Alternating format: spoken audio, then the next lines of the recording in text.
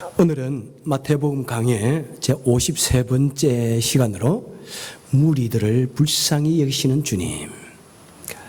사실 그동안 계속해서 절기 설교를 하다가 이제 약 2달 만에 또 마태복음 강의를 하게 되겠습니다. 그동안에는 마태복음 특별히 9장에 나오는 여러 가지 질병들 를 고치시는 그 주님의 모습들을 쭉 같이 하나하나 상고를 했는데요. 오늘은 이제 그 전체적인 하나의 좀 요약이라고 할 수 있는 부분도 되겠습니다. 자, 오늘 본문에 보니까, 그죠?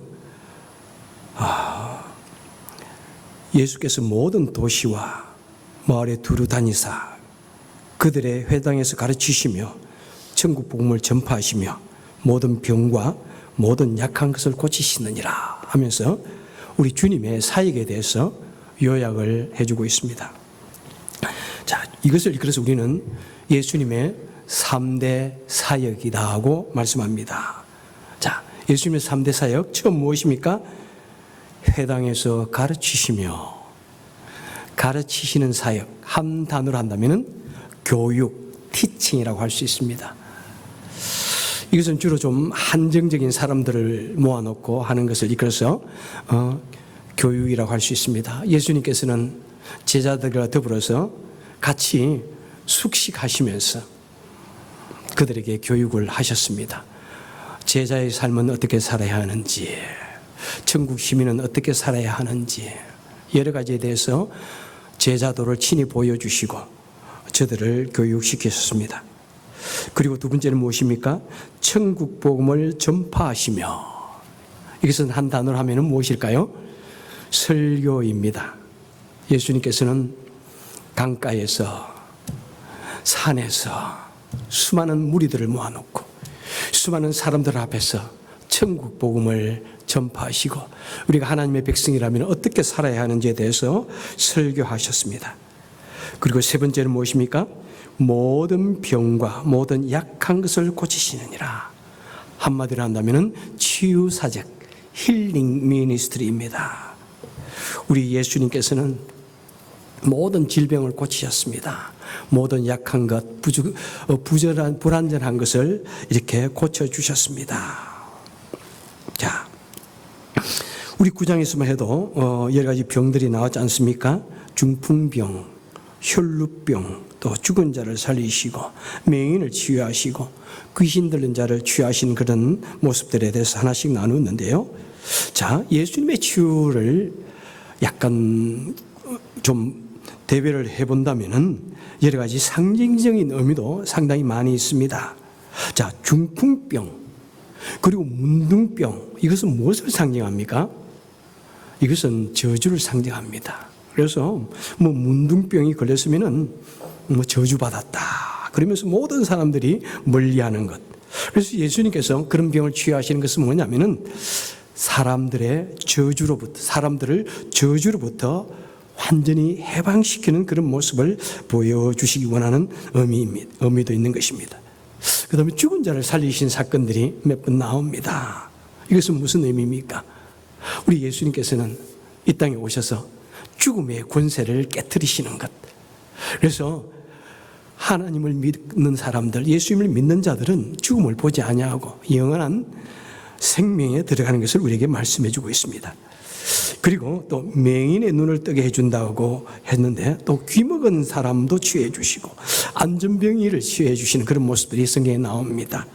그러니까 시각장애, 나면서부터 보지 못하는 사람, 또 나면서부터 청각장애, 또 지체장애자, 이것은 나면서부터 완전히 사람의 힘으로서는 도저히 어쩔 수 없는 불구된 우리 인생들을 완전케 해주시고 치유해 주시는 그런 모습을 우리에게 보여주신 것입니다. 그리고 귀신 들린 자를 치유하여 주시는 것은 무엇입니까? 바로 예수님께서 우리 인간이 타락하자마자 그 사탄의 권세를 깨고 이길 것을 예언하셨는데 이제 모든 귀신의 권세를 완전히 깨뜨리고 귀신의 권세를 파쇄하는 것을 보여주시는 것이 바로 귀신 들린 자를 해방시켜 주시고 치유해 주시는 것입니다. 여러분, 우리는 기억해야 됩니다. 우리 예수님은 바로 우리 사람들을 모든 저주로부터, 모든 진노로부터, 모든 죄값으로부터 우리를 구원하여 주시기 위해서 이 땅에 오셨다는 것입니다. 예수님은 모든 죽음의 권세를 깨뜨리기 위해서 이 땅에 오셨다는 것입니다. 예수님은 바로 우리 인생들은 나면서부터 죄인이고 나면서부터 아무것도 할 수 없는, 우리는 불구된 우리 인생들인데, 그 예수님께서는 우리를 바로 온전케 해주시기 위해서 오셨다는 것입니다.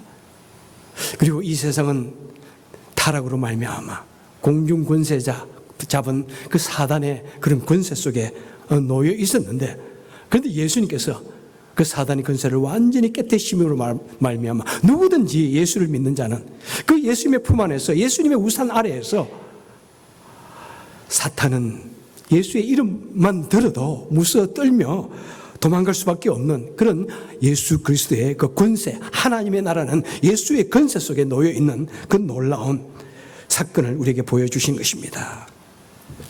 자, 그래서 우리 주님은 정말 전심을 다해서 사람들을 치유해 주십니다. 예수님께서 전심을 다해서 그 일일이 그 수많은 병자들, 저들의 한숨, 저들이 원하는 바를 간절히 들어주시고 치유해 주시는 그 모든 가장 기본적인 마음은 무엇입니까? 36절에 보니까 이렇게 말씀합니다. 우리 36절 다 같이 읽겠습니다. 시작. 예수께서 무리를 보시고 불쌍히 여기시니 이는 그들이 목자 없는 양과 같이 고생하며 기진함이라. 그렇죠. 예수님께서 왜 사람들을 치유해 주십니까? 그 치유해 주시는 그 마음은 무엇입니까? 우리 사람들을 불쌍히 여겨주신다는 것입니다.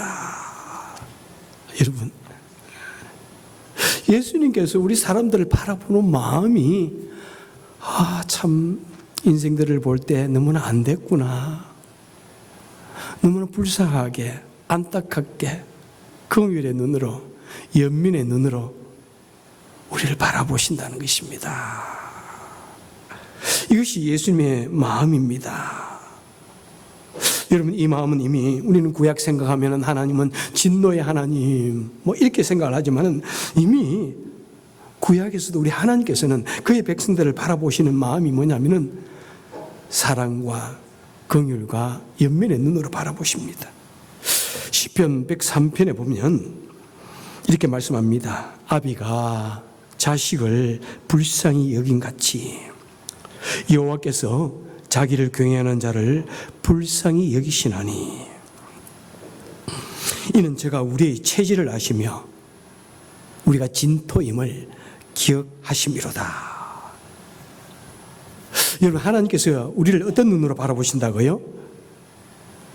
우리를 불쌍히 여기는데 마치 우리 부모들이 자식을 불쌍히 여기듯이, 철없는 자식을 불쌍히 여기듯이 여러분 불쌍히 여기신다고 말씀하고 있습니다. 여러분, 우리 사람들이 죄인이고 참 악하고 그런 면도 많이 있지만은 그래도 우리 인간의 마음속에 있는 보편적인 인간의 본성은 뭐냐면은 자녀를 너무나 사랑합니다. 자녀를 사랑하지 않는 사람은 없을 거예요. 약간 정신적인 문제가 있거나 할 때 자녀를 어떻게 했다는 그런 안타까운 소식도 종종 있지만은 우리 부모들은 대부분 자녀를 위해서 정말 생명조차도 내어줄 수 있는 사람들이 대부분인 것 같아요. 그죠? 우리 모두는 정말 그런 것 같아요.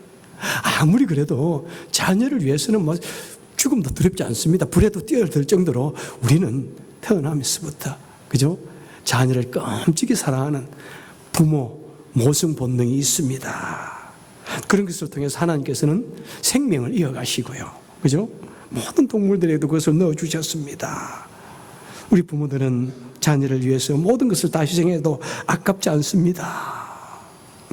우리 하나님은 우리를 그렇게 사랑하신다고 말씀하고 있습니다. 여러분, 이 사실을 여러분 믿으시길 바랍니다. 그리고 말씀합니다. 이는 저가 우리의 체질을 아심이라. 우리 체질, 여러분 체질이 어때요? 정말 사람들마다 체질이 있어요, 그죠? 어릴 때부터 몸이 약한 체질, 또 체질이라고 하는 것은 태어나면서 가지고 있는 우리의 본성적인 그런 모습들, 그죠? 태어나면서부터 가지고 있는 그런 체질이 있습니다. 너무나 연약한 그런 모습들이 우리에게는 있습니다. 도저히 태어나서 자라도 변하지 않는 그런 연약한 모습들. 그런데 그 체질 중에서 무엇을 말씀하느냐면은 여기에 보니까 진토임을 아신다. 진토라는 말은 무엇입니까? 우리가 흙인 것을 안다는 것입니다. 흙으로 만들어져 있는 이 작은 그릇, 질그릇 것을 말씀합니다. 여러분, 우리는 질그릇같이 약한 것을 우리 주님은 아신다고 말씀하고 있습니다. 요즘에는 본 차이나 그래가지고 던져도 안 깨지는 그런 것도 있지만은, 여러분, 이 그릇이라고 하는 것은 땅에 탕 떨어뜨리면은 그냥 깨어지는 거예요. 아주 연약한 것입니다. 여러분, 그래서 하나님께서 우리를 보실 때, 그렇구나. 사람이라고 하는 존재는 태어나면서부터 너무나 약하고, 너무나 범죄하기 쉽고, 너무나 낙심하기 쉽고, 너무나 괴로워하기 쉽고, 너무나 쉽게 상처받고 깨어지고 죄를 짓는 불쌍한 존재구나. 그렇게 안타까운 눈으로 바라보신다는 것입니다. 여러분, 그래서 하나님께서 우리에게 특별히 기억하는 것이 없습니다. 그냥 불쌍하구나. 내가 너를 위해서 해줄 것이 무엇이 있을까? 안타까운 눈으로 바라보시는 거죠. 그리고 이사야서 49장 15절에서 이렇게 말씀합니다. 여인이 어찌 그 젖먹은 자식을 잊겠으며 자기 태에서 난 아들을 긍휼히 여기지 않겠느냐. 그들은 혹시 잊을지라도 나는 너를 잊지 아니할 것이라. 특별히 모성 본능, 여성을 말씀하고 있습니다. 여자는 약하지만은 어머니는 강하다. 참 대단해지는 것 같아요. 저도 여자들이 변하는 것을 가만히 보면은 참 여러 번 변해요. 그죠? 어릴 때는 부끄럼 많고 모든 거 무서워하다가 나이가 좀 들면은 이제 다 조금씩 이렇게 변하다가 어머니가 되면은 갑자기 변해요. 너무나 참 용감한 워리어. 전사처럼 변해요. 죽음조차도 두려워하지 않아요. 누군가가 내 자녀를 해하려고 하면은 생명도 그냥 던지면서 전사가 되어집니다. 어머니의 마음속에 자녀를 사랑하는 마음이 있기 때문에. 그런데 하나님께서 말씀하십니다. 야, 너희 엄마들이 얼마나 자녀를 위해서 생명조차도 내어놓고 사랑하느냐. 그런데 혹시 그들은 자녀를 잊을지라도 나는 결코 잊지 않겠다.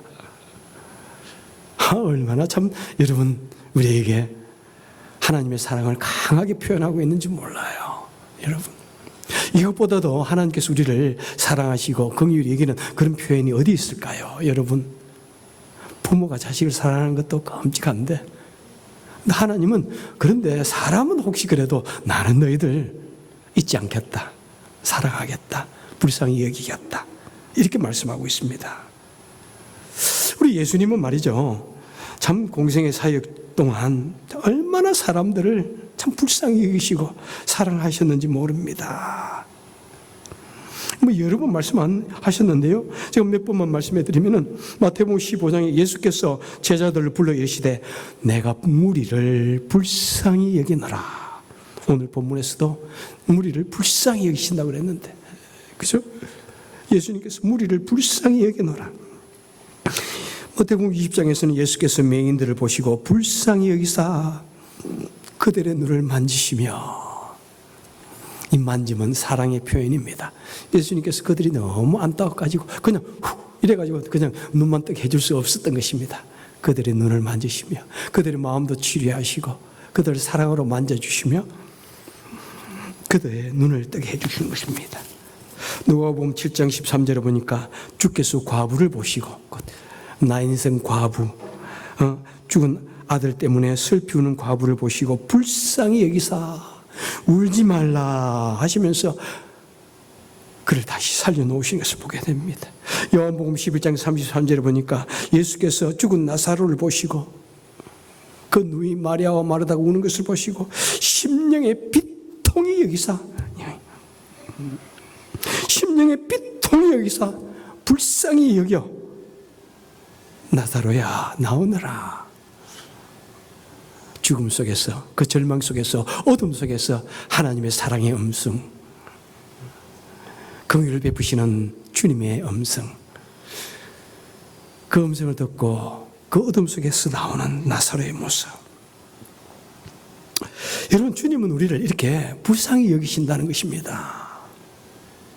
만약 우리 예수님이, 만약 하나님이 우리를 불쌍히 여기시지 않는다면 우리는 어떻게 됐을까요? 만약 우리를 구약의 율법대로, 법대로, 우리는 뭐 법대로 잘 말하잖아요. 우리를 행위대로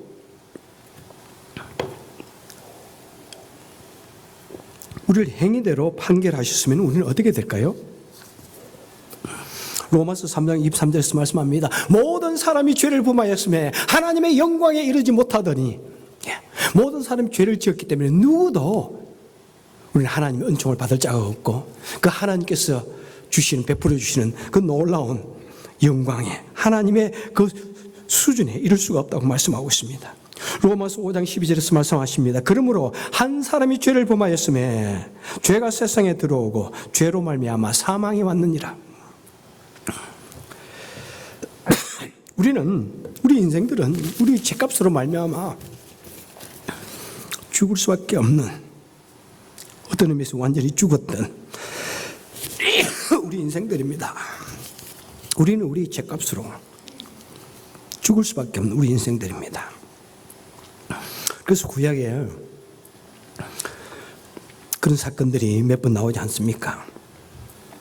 안식일 날 나무하다가 안식일을 범했다는 이유로 돌에 맞아 죽습니다.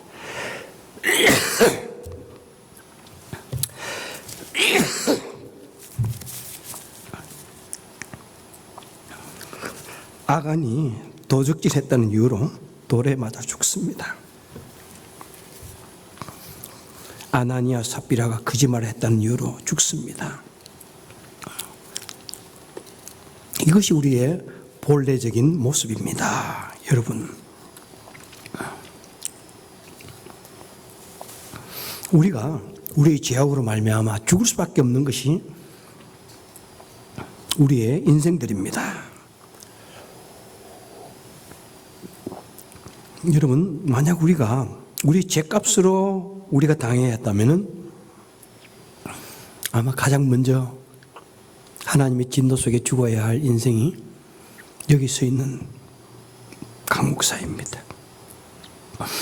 여기 있는 누구도 그 하나님의 무서운 공의의 심판 앞에서, 그 법 앞에서 살아날 자가 없습니다. 그래서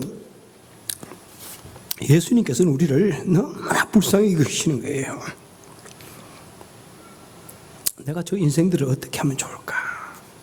내가 어떻게 할까? 저 불쌍한 인생들을 어떻게 하면 내가 구원할 수 있을까? 온갖 방법을 생각하시다가 어떻게 하십니까? 야, 내가 온갖 방법을 쓰다 참 안 되는구나. 그래서 내가 하나님의 그 보호자를 버리시고 하나님의 자리를 버리시고 꼭 사람과 같은 모습으로 이 땅에 오셔야 했습니다. 사람과 같은 모습으로 오셔가지고 사람들이 사용하는 그 단어들을 사용하시면서 그들에게 천국 복음을 전하셔야 했고, 사람의 수준에서, 사람들의 생각의 수준에서 그들에게 말씀해 주셔야 했습니다. 천국을 전하셔야 했습니다. 그리고 사람과 같은 모습으로 같이 살아가시며 사람들이 당하는 고통과 시험과 온갖 두려움을 다 경험해 보시면서 우리를 그 죄악 중에, 그 두려움 중에 놓아주시길 원하셨습니다. 살아보니까 예수님께서, 하나님께서 이 땅에 사람의 몸으로 입고 오셔서 살아보시니까 사람들이 더 불쌍하게, 그렇구나, 야, 사람들 사는 거 쉽지 않구나. 얼마나 사는 것이 힘드니? 서바이벌 하는 것이 얼마나 힘들어. 그리고 인간관계가 얼마나 힘들어. 그리고 이 땅에서 좋은 부모로 살아가는 것이 얼마나 힘들어. 이 땅에서 정말 예수 믿는 사람으로 살아가는 것이 얼마나 힘들어. 이 땅에서 사업을 하면서 사는 것이 얼마나 힘들어. 이 땅에서 회사에서 일하고 사람과의 관계 속에서 사는 것이 얼마나 힘들어. 너무 힘든 거예요.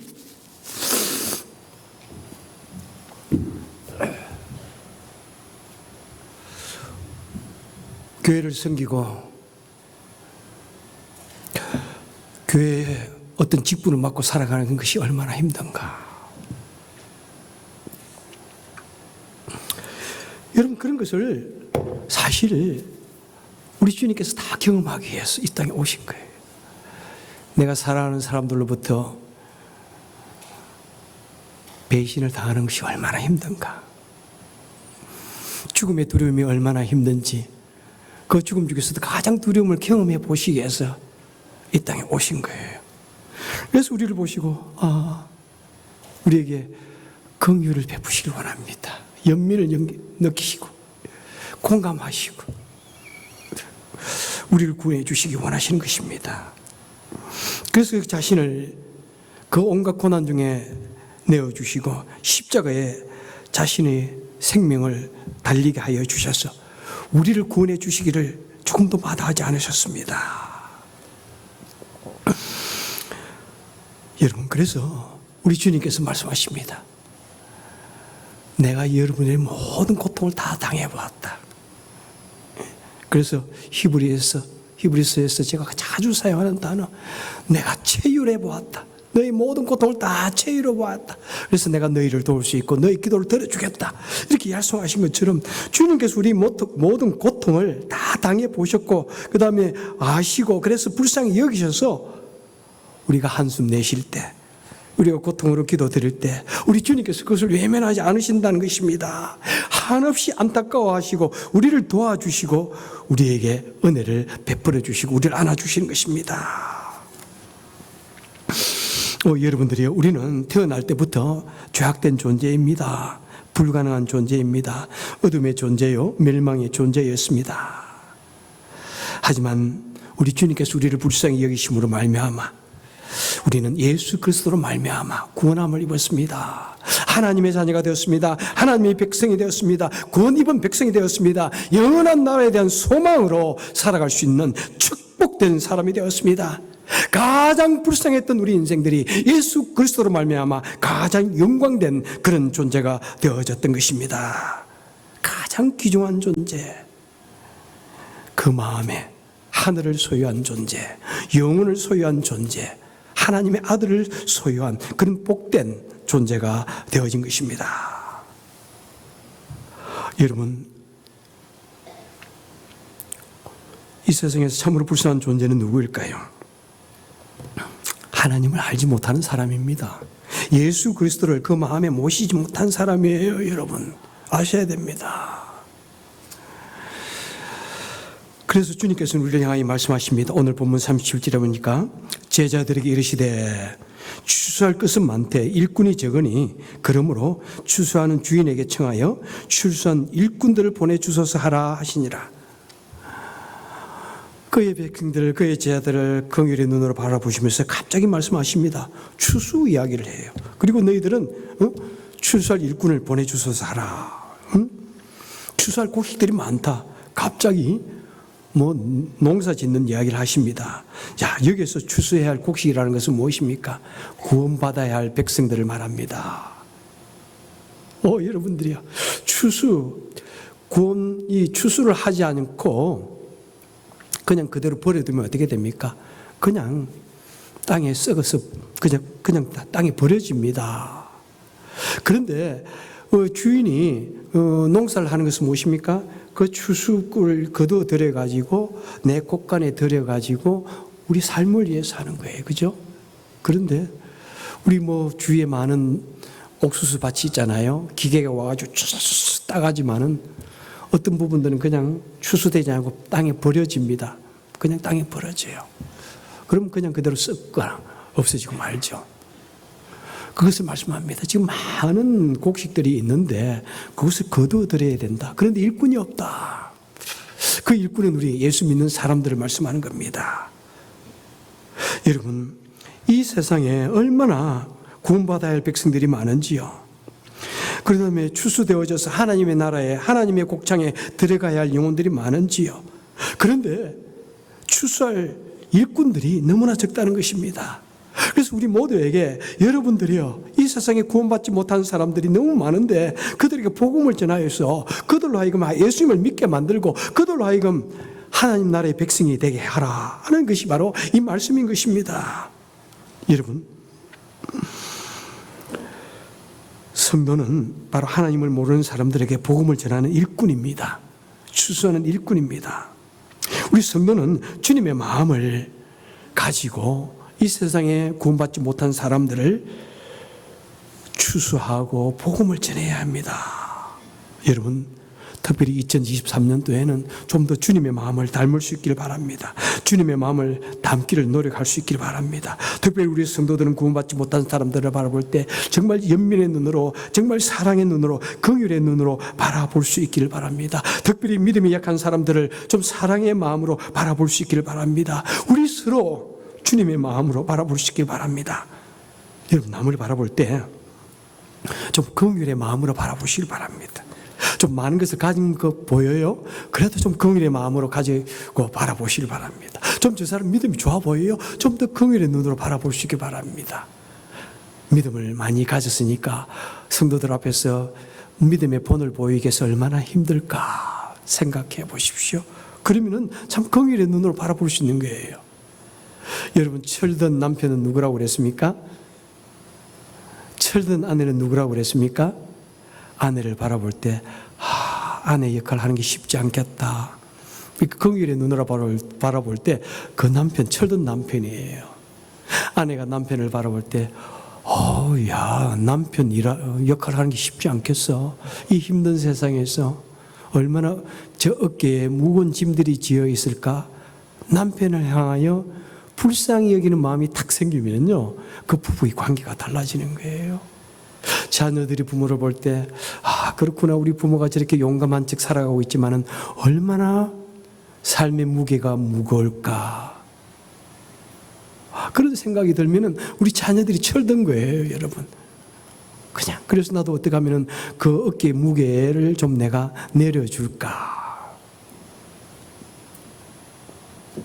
부모도 마찬가지예요. 우리 자녀들 바라보면서 아이고, 우리 아이들 얼마나 요즘에는 경쟁이 심해가지고 공부하는 것이 얼마나 힘들까.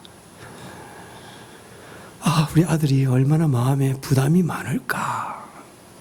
이럴 때 우리 마음이, 우리 말이 좀 더 부드러워지고 좀 더 사랑이 넘치는 거예요, 여러분. 좀 그렇게 바라볼 수 있기를 바랍니다, 여러분. 같은 성도로서 바라볼 때 우리 어려움 당하는 그 성도님은 좀 어떨까? 저분 좀 힘들게 사는데 어떨까? 그럴 때 내 입에서 자랑이 나오지 않는 거예요, 여러분. 그냥 그건 생각이 없으니까 계속 내 좋은 거 자랑하고 싶고, 내가 이만큼 잘 산다, 내가 이만큼 훌륭하다, 이런 걸 막 자랑하고 싶은 거예요. 내가 이만큼 누리고 산다는 걸 자랑하고 싶은 거예요, 여러분. 그런 상대적인 박탈감이 우리를 매우 절망시킨다고 저번 주에 말씀드렸지 않습니까? 그죠? 그리고 우리가 같이 교회를 섬기고 할 때 저분이 정말 목자로서, 또 저분이 그런 부장으로서 없잖아 마음에 부담감을 가지고 있을 것 같아. 내가 어떻게 도와드릴까? 이런 좀 생각을 하면 좋을 것 같아. 그죠?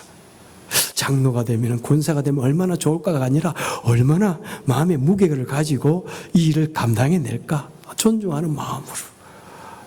얼마나 그 무게 때문에 힘들까? 바라보면 우리가 서로가 서로를 사랑할 수밖에 없는 거예요, 여러분. 그럴 수밖에 없는 거예요. 우리는 무엇보다도 주님을 알지 못하는 사람들을 바라볼 때 정말 예수님의 마음으로 그들을 불쌍히 여길 때 그들을 주님 앞으로 인도하고 싶은 거예요. 그들에게 복음을 전하고 싶은 거예요. 그들에게 주님의 사랑을 실천하는 겁니다. 때로는 내가 마음이 정말 미움이 있고 여러 가지 불편한 것이 있더라도 예수님의 사랑으로 그들에게 복음을 전하고 싶은 거예요. 이런 불쌍한 마음으로 서로를 바라볼 수 있는 2023년도 될 수 있기를 바랍니다. 사도 바울은 에베소서 4장 32절에서 이렇게 말씀합니다. 서로 불쌍히 여기며 서로 용서하기를 하나님이 그리스도 안에서 너희를 용서하심같이 하라. 여러분, 좀 불쌍히 여깁시다. 좀 불쌍히 여깁시다. 정말 말씀드리지만은 세상 사는 건 만만치 않아요, 여러분. 정말 지금 뭐 이 세상이 얼마나 급하게 변해가고 있는지요, 그죠? 여러분 아시잖아요. 어른들은 10년 사이에 이 세상의 가치관들이 얼마나 무섭게 변해가고 있는지요. 앞으로 5년 후에 미국도 어떻게 될지 몰라요, 여러분. 앞으로 5년 후에 내 삶이, 내 사업장이, 우리 삶이, 우리 자녀가 어떻게 될지 몰라요, 여러분. 큰 소리 칠 거 하나도 없어요, 여러분. 모두가 제국주의, 패권주의에 사로잡힌 이 세계를 바라보시면서 깨달을 수 있길 바랍니다. 전쟁 하나 나니까 온 세상이 더 많은 그런 경제적인 어려움에 처하고 있지 않습니까, 여러분?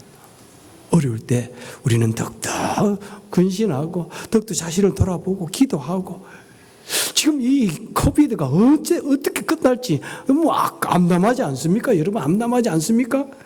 서로를 좀 불쌍히 여길 수 있기를 바랍니다. 그래서 이 어려운 시기를 좀 잘 견뎌 나가고 이겨 나갈 수 있기를 바랍니다. 그래서 2023년 때는 어느 때보다도 서로를 더욱더 사랑하고 불쌍히 여기고 서로를 돕고 용기를 주는, 그래서 정말 주님이 우리를 향하여 불쌍히 여기셨듯이 우리도 주님의 마음으로 서로를 사랑할 수 있는 저와 여러분 되시기를 주님의 이름으로 축원합니다. 기도하겠습니다. 좋으신 하나님 아버지, 주님께 정말 감사드립니다. 나 같은 죄인, 참 나같이 비열하고 참 냄새나고 참 죄악 가득한 죄인, 우리 주님께서 내 모습 이대로 판단하지 아니하시고 저를 주님의 은혜로 붙들어 주시고 하나님의 자녀로 삼으시고 하나님 나라의 영원한 소망으로 채워주시고 나를 하나님의 자녀로 불러주시니 참 감사합니다. 우리가 이 놀라운 은혜를 얻었는데, 주님, 우리도 주의를 향하여 주님의 마음으로 사랑을 베풀고 긍휼을 베푸는 우리가 되게 하여 주옵소서. 복음을 전하는 우리가 되게 하시고 주의 말씀을 정말 실천하며 살아가는 우리가 되게 하여 주옵소서. 예수님 이름으로 간절히 기도합나이다. 아멘.